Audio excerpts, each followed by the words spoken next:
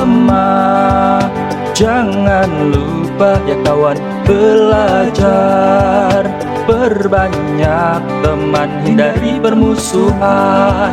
Mari berkarya dari hati, tebar manfaat, hapus segala sedih di hati, kita bergembira. Kahmakot, ada kafi dan raska. Kahmakot, ada cerita sejarah. Kahmakot, musik blog juga ada. Channel keluarga pilihan kita semua.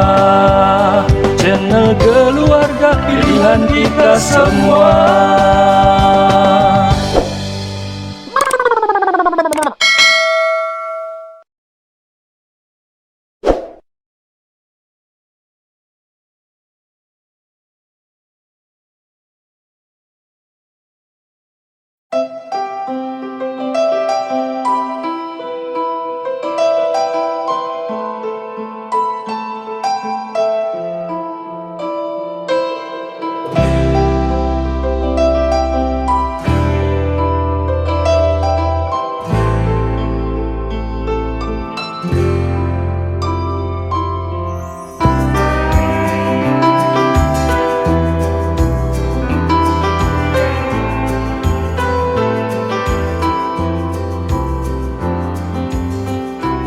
Sahabat Kahmakot, video ini menunjukkan pendidikan di masa pendudukan Jepang tahun 1942 hingga 1945. Pendidikan di masa pendudukan Jepang jauh lebih buruk dari sebelumnya ketika Indonesia masih di bawah penjajahan pemerintah kolonial Hindia Belanda. Ketika Jepang datang, Jepang menjadikan Indonesia sebagai pangkalan perangnya. Masyarakat harus hidup di bawah kondisi perang yang diterapkan Jepang. Akibatnya, para pengajar harus bekerja untuk Jepang. Anak-anak bahkan turut dikerahkan membantu memenuhi kebutuhan perang. Dikutip dari masa pendudukan Jepang di Indonesia tahun 2019, jumlah sekolah dasar turun. Pada tahun ajaran 1940-1941 atau ketika Indonesia masih dijajah Belanda, jumlah sekolah dasar 17.848.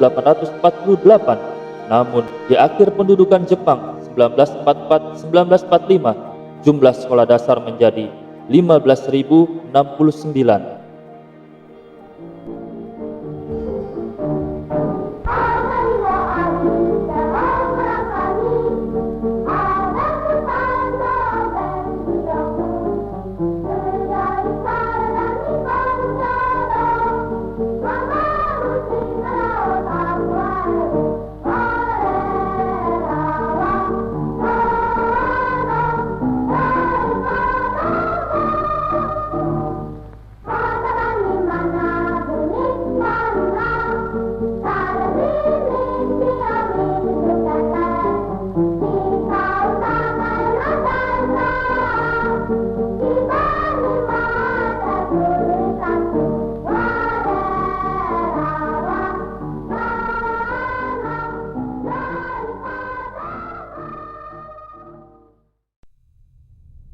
Jumlah guru yang tadinya 45.415 juga berkurang menjadi 36.287 orang.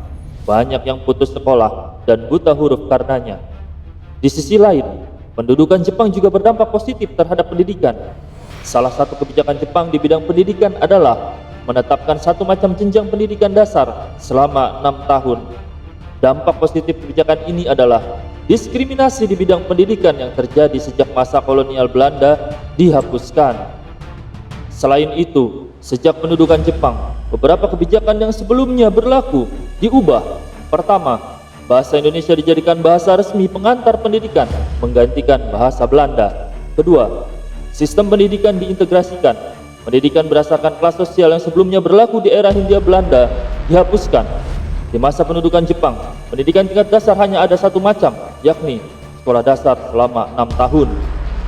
Jepang menyeragamkan sekolah-sekolah dasar di Indonesia agar mudah diawasi. Kebijakan ini berdampak positif.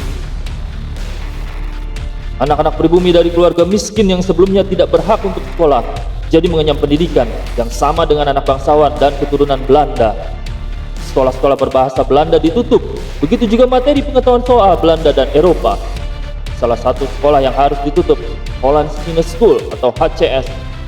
Tutupnya HCS menyebabkan anak-anak keturunan Tionghoa kembali ke sekolah berbahasa Mandarin di bawah koordinasi perkumpulan Tsinghua Chiaotung. Jepang juga melarang berdirinya sekolah swasta baru. Sekolah swasta yang sudah terlanjur berdiri harus mengajukan izin ulang agar bisa tetap beroperasi. Sekolah swasta yang dulu diasuh oleh badan-badan misi atau zending dibolehkan beroperasi kembali atas diselenggarakan oleh pemerintah Jepang seperti sekolah negeri. Sekolah swasta baru yang boleh berdiri hanya sekolah di bawah kendali Jawa Hokokai. Jawa Hokokai adalah organisasi yang dibentuk Jepang untuk membantu perang. Sekolah swasta lainnya hanya dibolehkan membuka sekolah kejuruan dan bahasa. Taman siswa yang didirikan Ki Hajar Dewantara diubah namanya. Taman dewasa menjadi Taman Tani, sementara Taman Guru dan Taman Madya ditutup. Sementara terhadap pendidikan Islam, Jepang berusaha mengambil simpati dengan sering mengunjungi pesantren sambil membawa bantuan. Barisan Hizbullah yang mengajarkan latihan dasar militer diizinkan dan didukung Jepang. Kiai Haji Wahid Hashim, Bahar Muzakir, dan Muhammad Hatta diperkenankan mendirikan sekolah tinggi Islam di Jakarta. Jepang juga mengizinkan berdirinya Pembela Tanah Air atau PETA yang merupakan cikal bakal TNI. Doktrin yang diberikan Jepang kepada para pengajar adalah Hako Ichiu, yang artinya 8 benang di bawah 1 atap. Hako Ichiu adalah ambisi Jepang untuk menyatukan Asia Timur Raya, termasuk Asia Tenggara, dalam satu kepemimpinan, yakni di bawah Kaisar Jepang.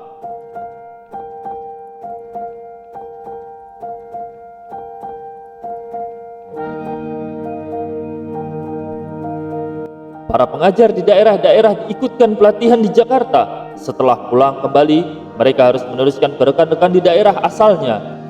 Jepang juga membentuk sekolah guru yang terdiri atas sekolah guru 2 tahun, Soto Shihan Gakko, sekolah guru 4 tahun, Yuto Shihan Gakko, dan sekolah guru 6 tahun, Koto Shihan Gakko.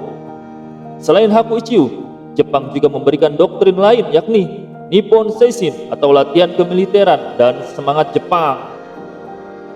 Kemudian bahasa, sejarah, dan adat istiadat Jepang, juga ilmu bumi dengan perspektif geopolitik. Jepang juga menerapkan tingkatan pendidikan baru. Setelah sekolah dasar 6 tahun, Kokumin Gakko, ada sekolah menengah pertama 3 tahun dan sekolah menengah tinggi 3 tahun.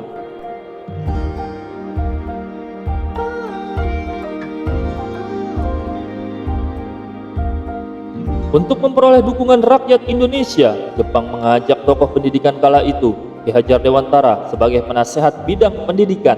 Sebab sebelumnya, ketika menduduki Manchuria dan Cina, Jepang menerapkan kurikulum Jepang. Kegagalan di Cina tak diulangi lagi. Di Indonesia, Jepang bersedia mengakomodasi kurikulum lokal.